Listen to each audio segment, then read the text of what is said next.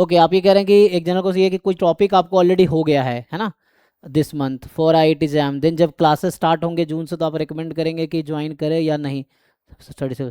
नहीं, you can skip. अगर आपको लगता है टॉपिक बहुत क्लियर है तो आपको दोबारा लाइव करने की ज़रूरत नहीं है, बस आप रिवाइज कर लो, अपने नोट्स आपने बना रखे होंगे। और if you are confident enough कि नहीं आपको आता है तो आप मत देखो ऐप पे वीडियो, मत लाइव क्लास अटेंड करो, लेकिन आप उस पर बहुत ज़्यादा क्वेश्चंस प्रैक्टिस करो।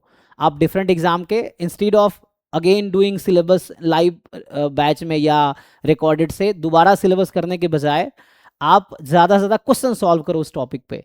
और अगर आपसे क्वेश्चन हो जा रहे हैं then you are really well prepared. नहीं हो रहा है देन आपको सीखना है कि और क्या इंप्रूवमेंट किया जा सकता है। जैसे है ना लास्ट टाइम भी आपने क्वेश्चन पूछा था, that was very good question, उस तरह से है।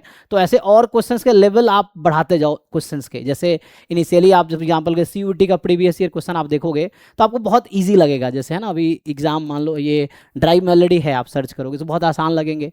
फिर आप थोड़े जैम गेट के क्वेश्चन करोगे थोड़े ठीक ठीक लगेंगे, है ना, मतलब ये आपको थोड़ा मुश्किल लगेगा। उससे भी है, उसी में आप CSIR नेट के क्वेश्चन उठा लो, ड्राइव में ये भी है, आप सर्च करना।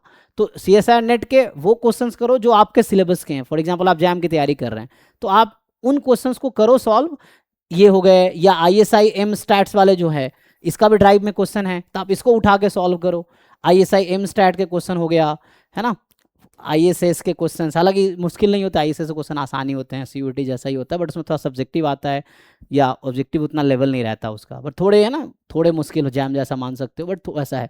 या जैसे और एग्जाम आप उठा लो, ये तो हो गया प्रीवियस ईयर क्वेश्चंस। नहीं तो आपके पास जो DPPs हैं उसमें अच्छे अच्छे क्वेश्चंस आप वो सॉल्व करो। तो अगर आपके कोई टॉपिक बहुत क्लियर है तो no need to attend live class, आप स्किप करो।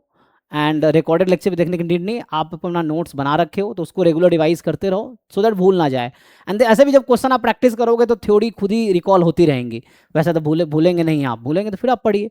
अब क्वेश्चंस अगर आपसे हो जा रहे हैं दैट्स वेल एंड गुड, तो focus more on questions.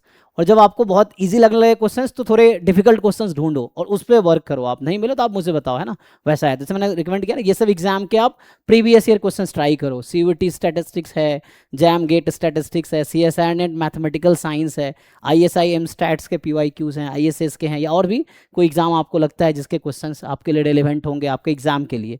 And बाकी एग्जाम के क्वेश्चन जब आप करते हो, जैसे जैम MA के हैं, फॉर एग्जांपल मैथ्स पोर्शन के लिए आप जैम MA वाले क्वेश्चंस कर सकते हो। जो हमारा जैम MS का जो मैथमेटिक्स पोर्शन है, जैसे sequence series, differential calculus, integral calculus, linear algebra, जो ये पार्ट है, तो उसके लिए आप जैम MA के भी क्वेश्चंस करो, जैम MS के भी करो। ये भी ड्राइव में होगा ऑलरेडी यूनिट वाइज में, आप देखेंगे तो आप इसके भी क्वेश्चंस करो, या जैम MA के PYQ उठा लो ईयर वाइज, उसमें से सॉल्व करते चले जाओ।